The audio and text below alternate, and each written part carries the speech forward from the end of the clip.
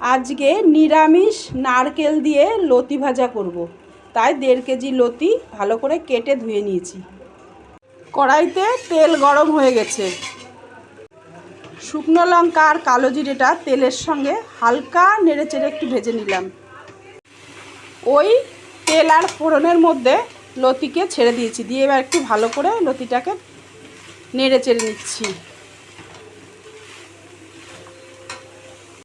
5-7 minute এইভাবে তেলের সাথে ভেজে নিয়েছি।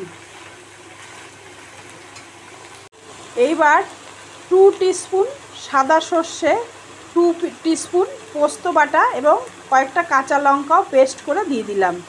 এবার আবার লতির সাথে একটু ভালো করে কষিয়ে নেব। আবারও 5-7 মিনিট ভালো করে নেড়ে পরিমাণ মতো নুন আর হলুদ দিয়ে দিলাম। আবারও কিছুক্ষণ নেড়ে চেড়ে ভেজে নিয়ে একটা গোটা নারকেল পেস্ট করে নিয়েছি, সেই নারকেলের পেস্টটা দিয়ে দিলাম। এবার আবার নারকেলের পেস্ট দিয়ে ভালো করে কিছুক্ষণ নেড়ে চেড়ে 7-8 মিনিট মতো গ্যাসকে লো ফ্লেমে রেখে ঢাকা চাপা দিয়ে রেখেছিলাম।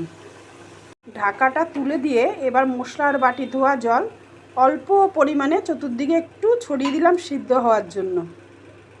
আবারও লো ফ্লেমে গ্যাস রেখে ঢাকা দিয়ে দেবো। উপর থেকে কয়েকটা কাঁচা লঙ্কা চিড়ে দিয়ে দিলাম। এইভাবে আধ ঘন্টা মতো নেড়ে চেড়ে লতি ভাজাটা কমপ্লিট করলাম।